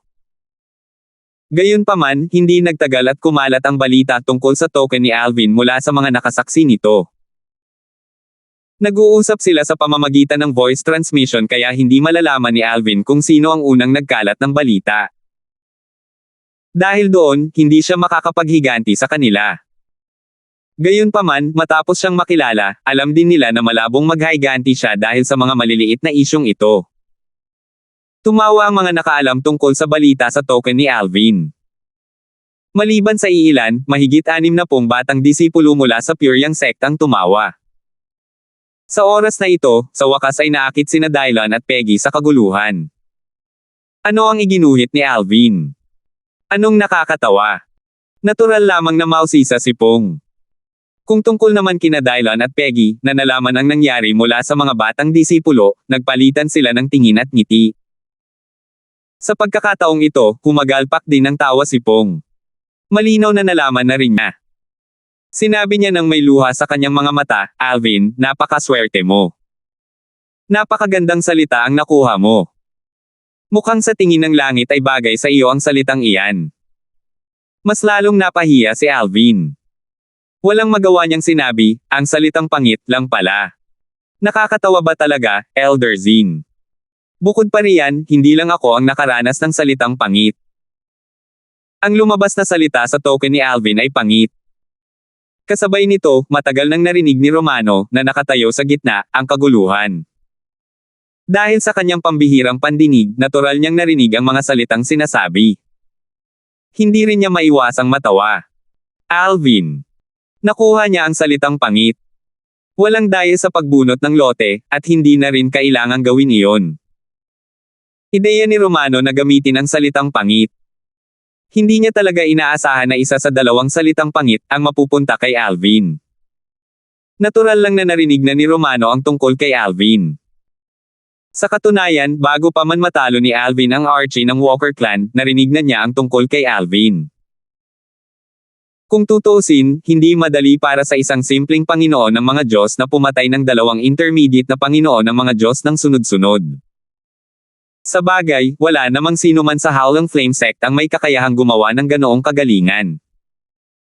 Kung ganoon, dapat kong baguhin ang pagkakasunod-sunod ng labanan, naisip ni Romano sa sarili habang sinusuri ang Jade Token na nasa kamay niya. Pagkatapos, mabilis niyang inilipat ang labanan sa pagitan ng mga kalahok na nakakuha ng salitang pangit mula sa kung saan sa gitna patungo sa itaas. Pagkatapos, tumingin-tingin si Romano sa paligid bago niya sinabi ng malakas, ngayong nakita mo na ang mga nakasulat sa iyong token, i-aanunsyo ko na ang simula ng unang round na magbubukod sa mga kalahok sa grupo ng mga baguhan. Natigilan ang lahat ng marinig ang biglaang anunsyo. Agad ding tumigil sa panunokso kay Alvin ang grupo ng mga batang disipulo mula sa Pyryang sect.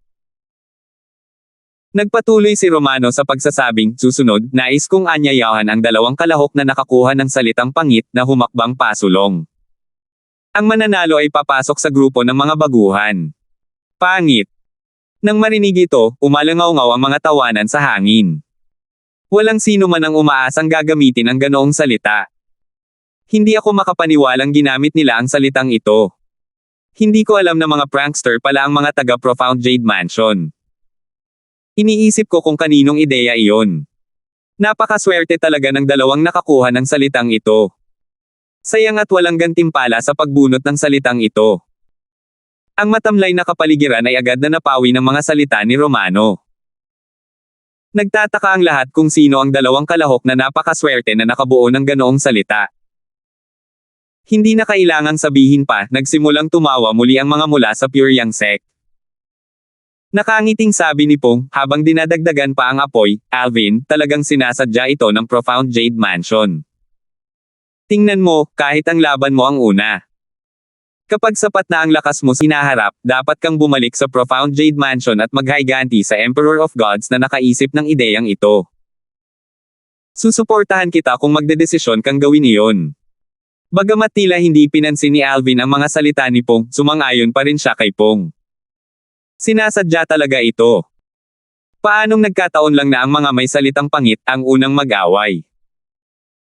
Siyempre, baka hindi nila alam na nakuha ko ang salitang iyon, at nagkataon lang talaga. Medyo nakaramdam ng kawalan ng kakayahan si Alvin. Alam niyang walang mali siya rito. Marahil, gusto lang nilang gamaan ang kapaligiran. Masisisi niya na lang ang kanyang swerte sa pagkatanggap ng ganoong salita. Sa sandaling ito, isa na namang kaguluhan ang sumiklab. Tingnan mo. Nandito siya. Hindi naman siya pangit. Hindi lang siya pangit, maganda pa siya. Si Alvin, na akmang hahakbang papalapit, ay agad na tumangala sa taong gumuhit ng salitang pangit. Katulad ng iba, nakakita si Alvin ng isang magandang babae na may napakagandang pangangatawan. Marahil, dahil ito sa kanyang natatanging ugali kaya unti-unting humupa ang kanyang tawa. Swoosh! Lumipad palabas si Alvin, lumitaw sa harap ng lahat. Kasabay nito, sa maliit na lumulutang na isla ng Seven Kills Valley, bahagyang natigilan sina Chuck at Dodd. Pagkatapos, tumawa rin sila. Nasabi ba kay Alvin ang salitang pangit? Napakaswerte naman ng batang ito. Oo nga. Sa kabaligtaran, si Donald, ang disipulo ni Chuck, ay nakatitig lamang kay Alvin ng may seryosong pag-iisip. Paano niya nawang tumawa kung isasaalang-alang ang agwat sa pagitan nila ni Alvin? Nang lumitaw si Alvin, sinabi ng babae, "Ako si Yemima mula sa Flow ang Cloud Sect ng Divine Morning Mansion." 4,012. Nang makita ang gwapong si Alvin na nakatayo sa tapat ng magandang si Yemima, tila nakalimutan ng lahat ang salitang pangit. May ilan na tumingin sa dalawa na may natutuwang ekspresyon sa kanilang mga mukha. Ang swerte talaga ng dalawang ito na natatawag silang pangit. Nakakainis talaga. Sabihin mo, alin sa kanila ang mas malakas? Mahirap sabihin. Hindi ko pa naririnig ang tungkol sa babaeng ito, si Yemima. Kung tutuusin, para siyang isang ordinaryong batang disipulo mula sa Flow ang Cloud Sect ng Divine Morning Mansion. Hindi ko rin masabi ng sigurado. Hindi pa sinasabi ng binata ang pangalan niya kaya mahirap husgahan. Tutal, narinig na natin ang mga pangalan ng mga natatanging prodigy sa Seven Mansions, pero hindi pa natin sila nakikita. Pagkatapos, sa ilalim ng naghihintay na mga titig ng lahat, tumango si Alvin sa babaeng nasa harap niya at sinabing, "Ako si Alvin mula sa Puryang Sect ng Eastern Ridge Mansion." Ang mga salitang Alvin mula sa Puryang Sect ng Eastern Ridge Mansion ay parang kidlat. Natahimik ang lahat ng sandaling magpakilala si Alvin. Agad na nagbago ang ekspresyon ng babaeng nakatayo sa harap ni Alvin. Napaisip siya ng mapait, siya ang una kong kalaban. Bakit ako napakamalas? Bagamat hindi niya inaakalang ganoon siya kagaling sa mga kalahok sa pista ng 7 mansyon sa pagkakataong ito, naisip niyang makakarating siya ng malayo. Gaya ng sinabi ng kanyang Panginoon, kahit papaano, hindi siya mahihirapan na makapasok sa grupo ng mga baguhan. Gayunpaman, iba na ngayon na ang kanyang unang kalaban ay si Alvin, ang batang prodigy mula sa Puryang Sect na pinag-uusapan ng lahat kamakailan. Samantala, isa-isa ring natauhan ang mga tao. Tiningnan nila ang figurang nakasuot ng lila sa di kalayuan na matagal na nilang naririnig ang pangalan. Siya si Alvin. Siya si Alvin mula sa Puryang Sect. Hindi mo ba siya narinig kanina? Huwag mong sabihin sa akin na sa tingin mo ay may 2 Alvin sa Puryang Sect. Hindi ko inaasahan na siya ang mapipiling unang lumaban. Matagal ko na siyang narinig. Natalo niya si Archie, na dating pinakamalakas sa mga nakababatang henerasyon sa Eastern Ridge Mansion. Noong panahong iyon, maraming tao ang nag-iisip na si Archie ay may mataas na tsansa na makapasok sa top 3 sa pista ng 7 mansyon.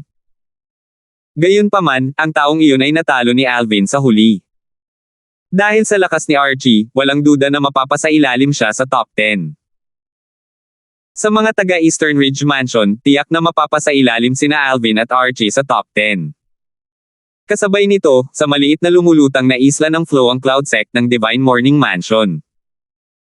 Kumunat ang noo ng isang matandang babae na nakasuot ng maitim na kulay cyan na roba at may hawak na tungkod. Bakit napakamalas ng babaeng ito? Kailangan niyang labanan ang pinaka-natatanging prodigy sa Puryang Sect sa sandaling magsimula ang pista ng 7 mansyon. Isang matandang lalaking nakatayo sa tabi niya ang nakangiting nagsabi, "Kung nag-aalala ka, dapat mong sabihin sa kanya na aminin ang pagkatalo." Ngumisi ang matandang babae. Bakit niya aaminin ang pagkatalo? Dahil nandito si Elder Romano, kaya ba ni Alvin nasaktan ang aking disipulo? Ayos lang. Masusubok siya ng aking disipulo para makita kung kasing lakas ba siya ng sinasabi ng mga chismis. Ang matandang babae ay ang Panginoon ni Yemima, ang kalaban ni Alvin. Siya ay isang simpleng emperador ng mga Diyos at isang elder ng Flowang Cloud sect sa Divine Morning Mansion. Si Yemima ang kanyang huling disipulo. Bagamat bata pa si Yemima at may katamtamang lakas, labis niyang hinahangaan si Yemima. Sa pagkakataong ito, tiningnan ni Romano ang lalaki at babaeng nakatayo sa magkaharap at mahinahong sinabi, "Sige, maaari na kayong magsimula."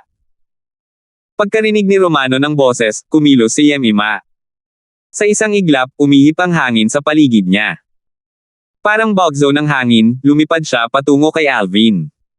Halata na naunawaan niya ang batas ng hangin. Dahil si Alvin ang kalaban niya, hindi siya naglakas loob na magpigil at agad na inilabas ang kanyang kilalang banal na espada.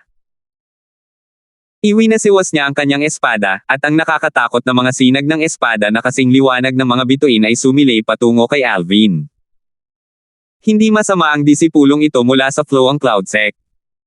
Sa lakas na ito, dapat siyang mapabilang sa mas malakas na Panginoon ng mga Diyos na wala pang 10,000 taong gulang sa Flowang Cloud sect. Maraming matataas na opisyal mula sa ibang puwersa ang bahagyang tumango habang pinapanood si Yemima, na nagpapahayag ng kanilang pagsang-ayon.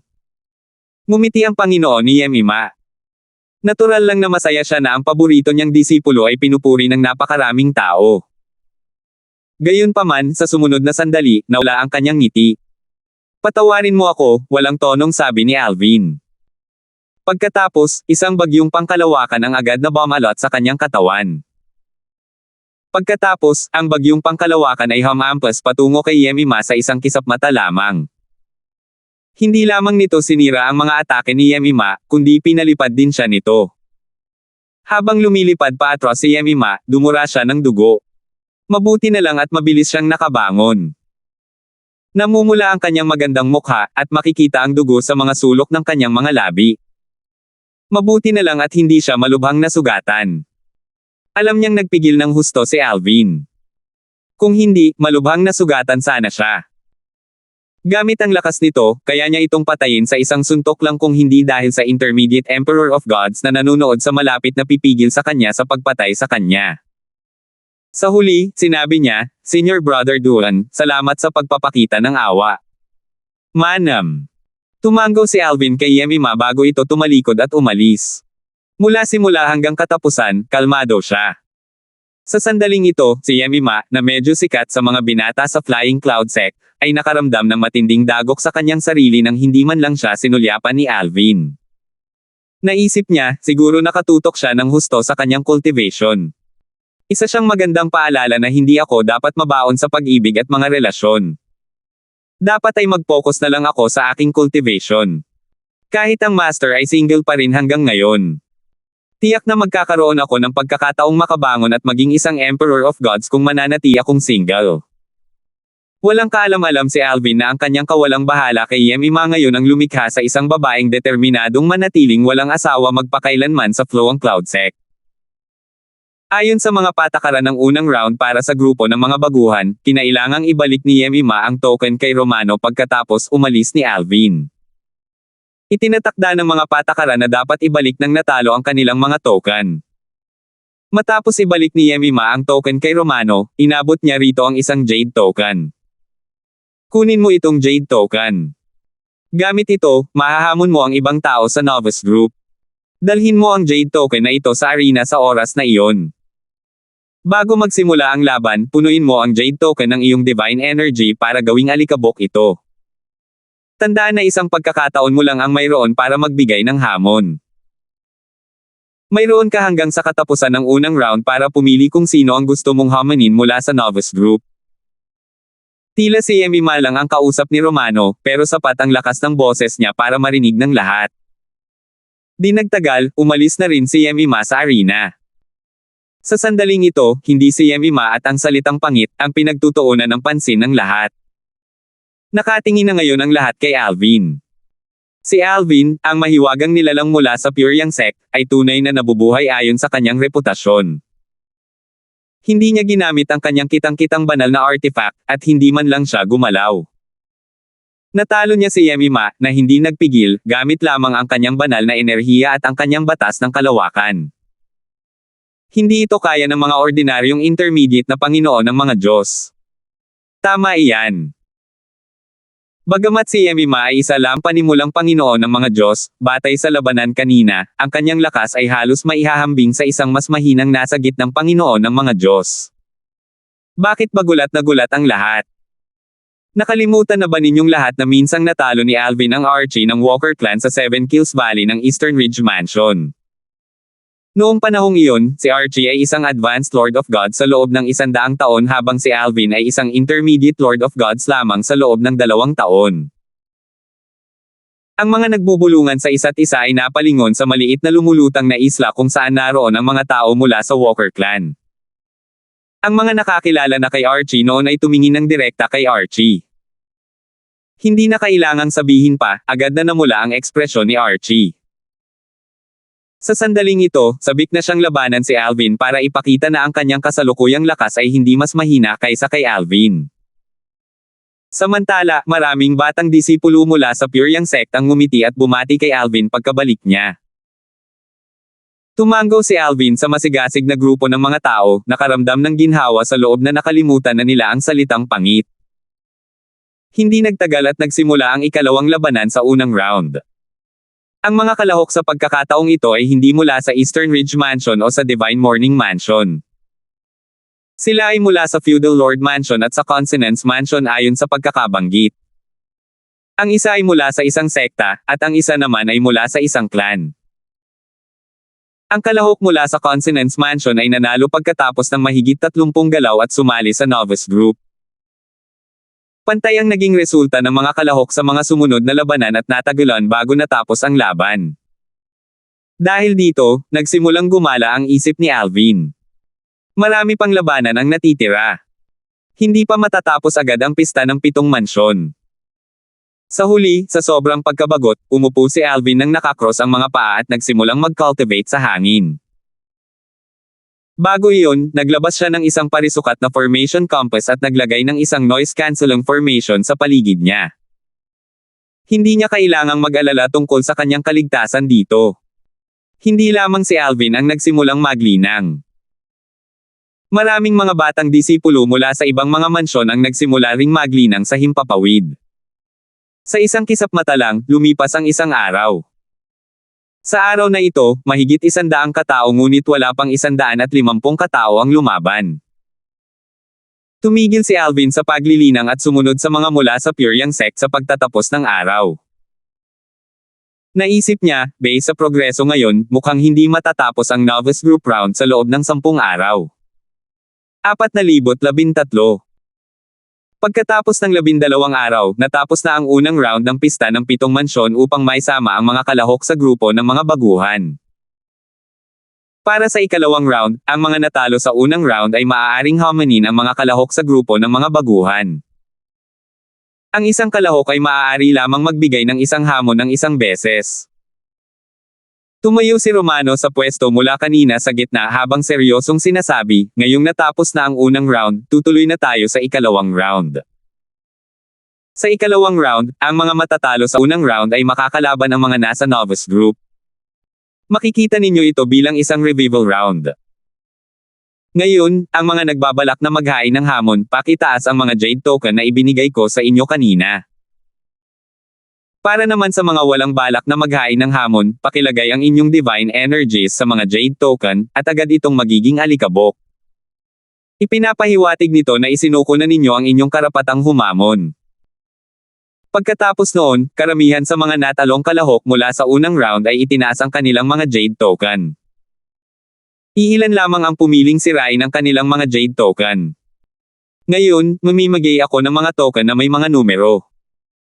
Ibibigay ninyo ang inyong hamon kasunod ng pagkakasunod-sunod ng mga numero sa mga token, sabi ni Romano Lin habang casual na ikinakaway ang kanyang kamay, habang nagha-hadges ng mga token. Ang mga token na ito ay lumipad papunta sa mga kamay na nakataas sa ere na parang hinihila ng mga Jade token na nasa mga kamay. Ang taong may numero 1 token, humakbang po kayo at ibigay ang inyong hamon. Gaya ng sinabi ko kanina, maaari ninyong sabihin ang salita sa token ng taong gusto ninyong hamanin. Sa unang round, ang mga nanalo, pati na rin ang mga nasa grupo ng mga baguhan, ay pinanatili ang kanilang mga token habang ang mga natalo ay kinailangang ibalik ang sa kanila. Ang taong unang makakapagbigay ng hamon ay talagang mapalad, naisip ni Alvin sa sarili. Sa sandaling ito, nakaupo siya nang nakakross ang mga paa sa ere kasama ang mga kasama mula sa Pure Yang Sect. Hindi na siya nagkukultibar gaya ng dati. Sa ikalawang round, mas magiging kapaki-pakinabang ang mas maaga. Tutal, mas malaki ang grupo ng mga taong maaaring hamanin. Mas kaunti naman ang mapagpipilian kapag nahuhuli ang isang tao. Ito ay dahil ang mga mula sa grupo ng mga baguhan ay maaari lamang hamanin ng isang beses. Dahil pantay ang bilang ng mga kalahok, pantay ang bilang ng mga natalo at ng mga nasa grupo ng mga baguhan. Gayunpaman, dahil may ilang taong sumuko sa kanilang karapatang humamon, mas marami ang nasa grupo ng mga baguhan at sa mga natalo sa nakaraang round. Nangangahulugan ito na mayroon pa ring ilang taong mapagpipilian ang huling naghamon. Kung hindi, kailangang hamanin ng huling naghamon ang huling taong natitira sa grupo ng mga baguhan. Sa oras na ito, nagtanong si Pong sa pamamagitan ng voice transmission, Alvin, hanggang ilang araw na ang nakalipas, masipag ka pa ring naglilinang. Nakagawa ka na ba ng isang tagumpay? Seryosong nag-cultivate si Alvin hanggang ilang araw na ang nakalipas. Hindi siya nanood ng mga laban at lubusang nalubog sa kanyang cultivation. Kaya naman, natural na mausisa si Pong ngayong tumigil na si Alvin sa pag-cultivate. Humanga si Alvin sa pagiging mapagmasid ni Pong. Nakangiti niyang sinabi, medyo may progreso ako. Hindi ako makakagawa ng malaking progreso sa ganitong kaikling panahon kaya mas makabubuti para sa akin na magpahinga muna ngayon. Mahalaga ang pagiging masipag, ngunit mahalaga rin ang pahinga. Nang marinig ang sagot ni Alvin, tiningnan ni Pong si Alvin ng may paghihinala. Inisip niya kung talagang kaunti lamang ang naging pag-unlad ni Alvin. Batay sa kung gaano kalakas si Alvin nang talunin niya si Archie, kung si Alvin ay gumawa ng mga makabuluhang pag-unlad, mayroon pa kayang isang taong makakatapat ni Alvin sa pista ng 7 mansyon. Bahagyang kumirot ang kanyang puso nang maisip niya ito. Sa oras na ito, ang taong nakabunot ng numero 1 ay humakbang na paaban. Isa siyang prodigy mula sa Underworld Mansion. Natalo siya ng kanyang kalaban pagkatapos ng 100 galaw. Sa lohikal na paraan, sa kanyang lakas, dapat ay nakapasok siya sa grupo ng mga baguhan. Natalo siya dati dahil masyadong malakas ang kanyang kalaban. Malabo nang naalala ni Alvin ang kabilang grupo dahil kakalaban lang nila noong isang araw. Naisip niya, malaki ang tsansa niyang makapasok sa grupo ng mga baguhan. Gaya ng inaasahan, ang prodigy mula sa Underworld Mansion, na medyo malakas, ay hinamon ng isang mas mahinang kalaban at tinalo ang kanyang kalaban sa loob ng 30 galaw. Dahil dito, pinalitan niya ang kanyang kalaban at pumasok sa novice group. Nakumpirma na rin ang kanyang pwesto sa novice group dahil hindi na siya kayang hamanin ng iba. May hamon kaya sa akin, tanong ni Alvin sa sarili. Hindi niya maiwasang abangan ito. Pagkatapos ng maikling sandali, Alvin. Nakatanggap si Alvin ng isang voice transmission. Malamig ang boses, at pamilyar sa kanya ang boses. Sandali bago niya naalala ang may-ari ng boses. Bahagya siyang lumingon at tumingin kay Archie, ang pinakamalakas na batang prodigy sa Walker Clan at ang dating pinakamalakas na nakababatang prodigy sa Eastern Ridge Mansion. Nang tumingin si Alvin, nagpatuloy si Archie sa pagsasalita, dati, plano kong hayaang talunin ako ng kalaban ko sa unang round para ma-challenge kita sa ikalawang round. Gayunpaman, hindi ko ito pinili sa huli para maiwasang masaktan ang Pure Yang Sect. Sa kasalukuyan, ang Pure Yang Sect ay hindi na katulad ng dati. Kahit na galit si Archie kina Alvin, Dylon, at sa Pure Yang Sect, alam niyang hindi siya maaaring kumilos ng padalos-dalos. Bahagyang natigilan si Alvin sa mga sinabi ni Archie. Nang makabawi siya, natawa siya ng mahina at walang pakialam na sinabi, "Nako, mukhang may nagawa ka ng progreso sa nakalipas na 10 taon." Gayunpaman, sigurado akong ang dahilan kung bakit mo ibinasura ang iyong plano ay hindi dahil sa pag-aalala mong baka masaktan ang Pure Yang sect. Ang dapat na dahilan ay dahil ikaw at ang Walker clan ay ayaw sumugal, hindi ba? Tutal, ano ang mangyayari kung hindi mo ako matatalo? Agad na inilantad ni Alvin ang iniisip ni Archie, dahilan para agad na magbago ang ekspresyon ni Archie. Pagkatapos, malamig niyang sinabi, Alvin, tiyak na matatalo kita mamaya. Tingnan natin, walang pakialam na sabi ni Alvin habang nagkibit-balikat. Sa loob-loob niya, iniisip niya kung gaano nakalaki ang naging pag-unlad ni Archie, kung isasaalang-alang ang kumpiyansa ni Archie. Gayunpaman, hindi siya nag-aalala. Kahit na mas malaki ang pag-unlad ni Archie kaysa sa kanya, imposible pa ring talunin siya ni Archie. Puspusan na ang ikalawang round. Matagumpay nang naipanalo ng unang ika-6 na tagahamon ang kanilang mga hamon. Sa oras na ito, pumili ang ika-7 naghahamon ng kalaban. Pantay ang naging laban niya sa kanyang mga kalaban sa unang ilang daang galaw. Sayang, natalo pa rin siya sa huli. Dahil dito, siya ang naging unang naghahamon na natalo sa ikalawang round. Samantala, naririnig ni Alvin ang mga usapan ng mga batang disipulo mula sa Pure Yang sect sa paligid niya. Talagang ginawa ng naghahamon na ito ang lahat. Gayunpaman, medyo mahina siya. Kahit hindi ganoon kalakas ang taong hinamon niya, mas mahina pa rin siya. Nako, kung ang isang mahinang kalahok mula sa grupo ng mga baguhan ay hamonin ng isang mas mahinang kalaban, makakakuha siya ng pwesto sa grupo ng mga baguhan. Tama iyan. Dahil dito, ang ilan sa mga taong mas kwalipikado na mapabilang sa grupo ng mga baguhan ay hindi makakapasok sa grupo ng mga baguhan. Medyo hindi patas ito, di ba? Hindi naman. Bahagi rin ng ating lakas ang swerte. Kahit na pareho tayo ng talento at kakayahan sa pag-intindi, pareho pa rin ba ang magiging resulta? Hindi naman talaga, di ba? Tama ka.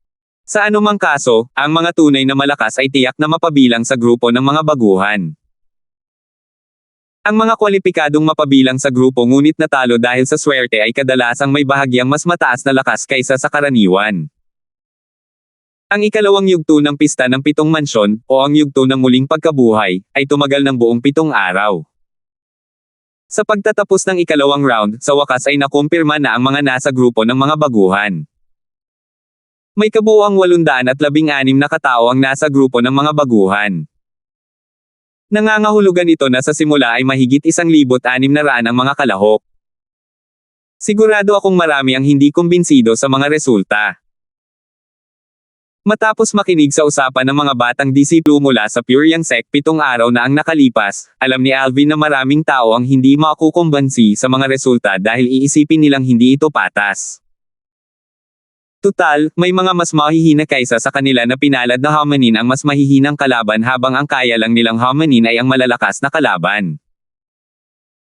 Sa huli, mahigit 100 katao ang nagtipon at hinanap si Romano, ang elder mula sa Howling Flame sect, upang ipahayag ang kanilang protesta. Sabi ni Romano, kung sino man sa inyo ang makakasiguro na mapapasailalim kayo sa top 30, agad ko kayong papayagang sumali sa grupo ng mga baguhan. Kung hindi kayo mapasama sa top 30, kailangan ninyong sirain ang inyong cultivation. Mayroon ba sa inyo ang may kumpiyansa? Dahil dito, karamihan sa kanila ay umatras. Ilan pa rin sa kanila ang hindi nasisiyahan kaya hinanap nila ang kanilang mga nakatatanda, umaasang magsasalita para sa kanila ang mga ito. Sa kasamaang palad, hindi lamang sila pinansin ng kanilang mga nakatatanda. Matagal nang alam ng mga matatanda ang mga patakaran ng pista ng 7 mansyon. Ano pa ang saysay ng pagsasalita kung ganito naman talaga ang nangyayari noon pa man? Bukod dito, kung sila ang magtatakda ng huwaran at magsasalita ngayon, ano ang gagawin nila kapag sila na ang magdaos ng pista ng 7 mansyon at lumapit sa kanila ang mga batang disipulo upang magprotesta? Dahil dito, mabilis na natapos ang protesta. Ang swerte ay tunay ngang bahagi ng lakas ng isang tao. Lubos na sumang-ayon dito si Alvin. Bagamat masipag siyang nagil-inang mula noong siya ay nasa makamundong larangan hanggang ngayon, hindi niya sinabing lahat ng kanyang mga nagawa ay dahil lamang sa pagsusumikap at talento. Malaking salik din ang swerte sa kanyang tagumpay. Salamat po at sinamahan ninyo ako, ingat lagi mga master.